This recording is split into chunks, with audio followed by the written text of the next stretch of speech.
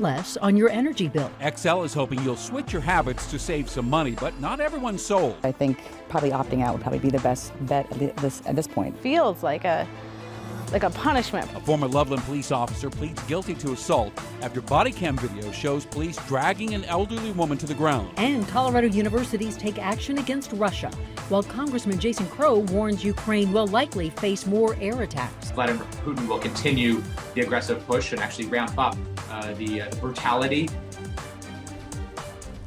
And first tonight, we are monitoring two developing stories. Right now, there is a large police presence along South Colorado Boulevard in Denver's University Hills neighborhood after officers shot a suspect in an attempted murder investigation. Police say two officers fired after the suspect showed a handgun. The individual has since been taken to the hospital and is in critical condition. Officers were not hurt. Also right now, Douglas County School Board is discussing finalists for superintendent. An announcement was expected at 4:30, but we're still waiting. A former superintendent, Corey Wise, was fired last month by the newly elected conservative board, which quickly moved to find his replacement. Wise also has hired attorneys to preserve evidence related to his firing. And good evening to you, and thank you for joining us for Denver 7 News at 5. I'm Ann Trujillo. And I'm Shannon Ogden. Glad you're with us tonight. Change is about to begin for thousands of homes in the Denver metro. Today, Xcel Energy began its time of use program, which looks to encourage smarter energy habits. And tonight, we're going in depth on how exactly these time of use programs work and whether they'll save or cost you more money. Now, first, though, exactly what is it? Well, essentially, those who opt into the program will be charged more if they use energy during peak hours. For Xcel, those peak hours are weekdays between 3 and 7 p.m. Mid-peak hours, slightly less expensive, weekdays between 1 and 3 p.m. All other times, including weekends, are considered off-peak hours where homes will be charged the lowest rates. Now, Xcel calculates how much you'll be charged in cents per kilowatt hour. And the cost difference between off-peak and on-peak hours, of course, depends on the season. For the summer, you'll be paying around 9 cents higher on average during peak hours. And for the winter, it's around 4 cents. Now, beginning our team coverage tonight is Denver 7's Ivan Rodriguez. Ivan, even if you opt out of getting one of these smart meters and joining the time of day program, it's still going to cost you. Shannon, if you live in the Denver metro or Boulder areas, you'll still have to pay $11 a month. But Xcel's hoping that people at least give it a try, since you can pretty much opt out whenever you'd like. What I recommend is give it a shot. After a pilot program a couple years ago, Xcel says it received positive feedback from customers on its time of use rates. What they saw is that they saved a little bit of money on their electric bill, or they about stayed the same. 310,000 customers officially started using the time of use rates along with the new meter. By 2025, Xcel plans to transition all customers to the new rate plan. Whether a family decides to stick with the new rates or opt out could depend on a number of factors. Xcel divides its peak times in 3 categories. Between 1 and 3 is mid-peak, 3 to 7 on-peak, and all times outside of that are off-peak hours. Xcel says if people take advantage of using the bulk of their electricity during off-peak hours and weekends, they could potentially save money on their bill.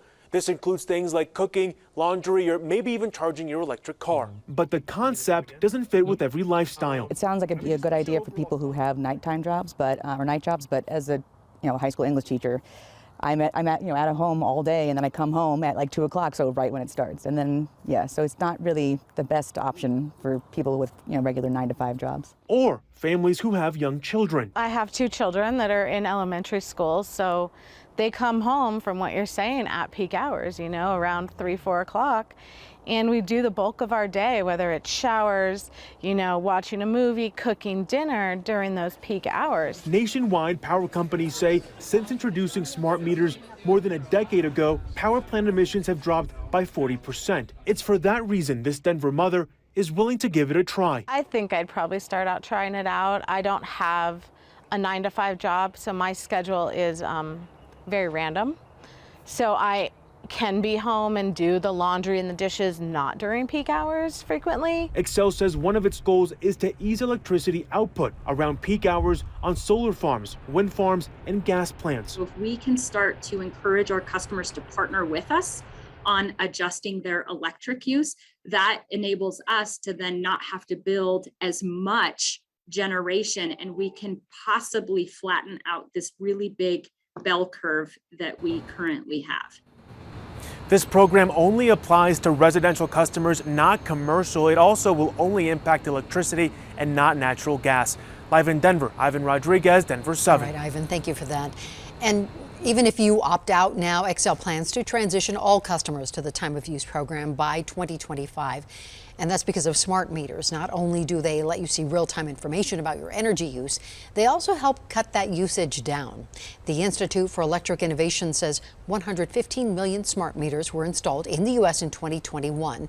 Almost all 1.6 Colorado Xcel customers will have smart meters by the end of 2023.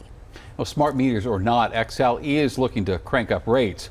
Now, the company is asking the Public Utilities Commission to raise electric prices by $182 million over the next 3 years.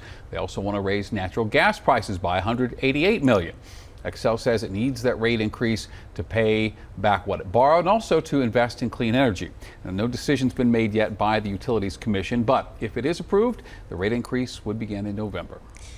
The state attorney general's office is investigating dozens of allegations of price gouging following the Marshall fire. Attorney General Phil Weiser says most of the claims are related to rent increases.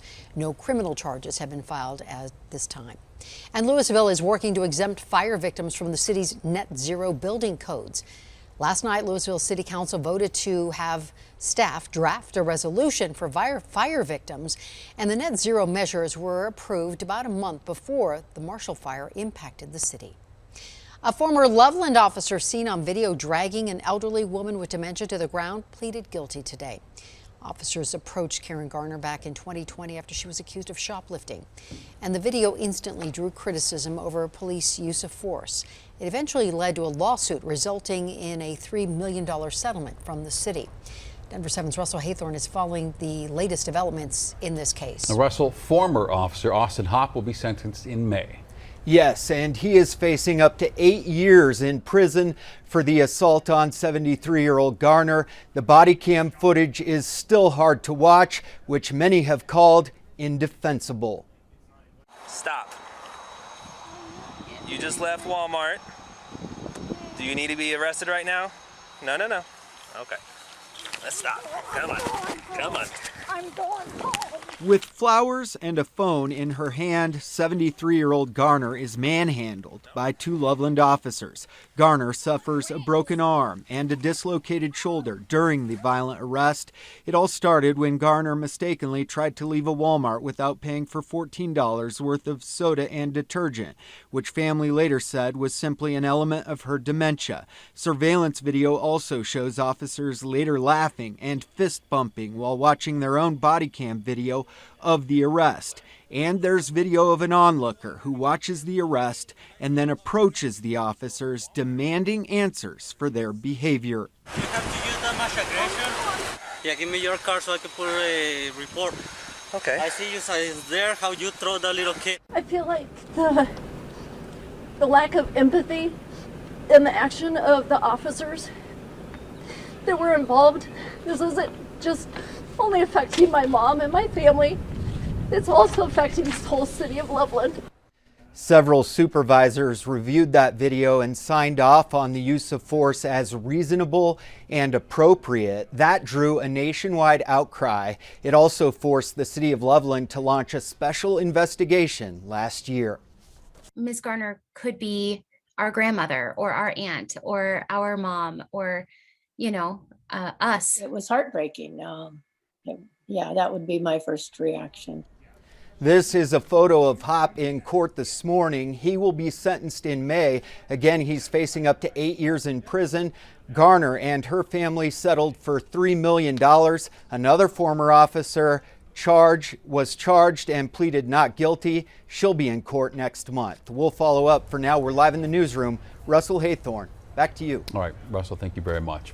The International Criminal Court has opened an investigation into possible Russian war crimes and crimes against humanity in Ukraine. The New York Times is also reporting a major Ukraine city on the edge of the Black Sea has fallen to Russia.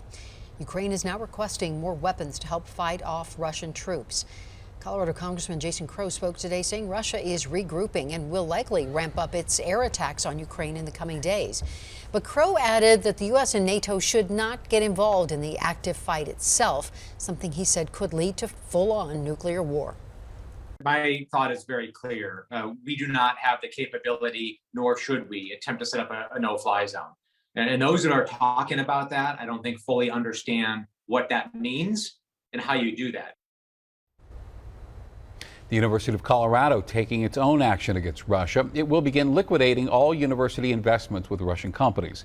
And Governor Polis is now urging all Colorado universities and community colleges to investigate their holdings that involved any ties to Russia. Good morning, Colorado, and welcome to Inside Wire. Broadcasting live behind bars. Realize that we're not enemies. We are human beings. Colorado's newest radio hosts are hoping to give listeners a glimpse of what life's like in one of the state's highest security prisons. 13. An outburst at the State of the Union. Colorado was put on display for a not-so-shining moment. I think there is, or at least there should be, kind of a higher standard for civility and respect